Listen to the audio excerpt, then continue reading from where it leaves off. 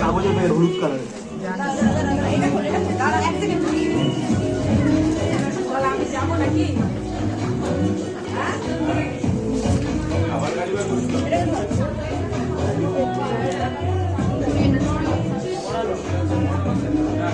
ওটাই নিয়ে যা এটা।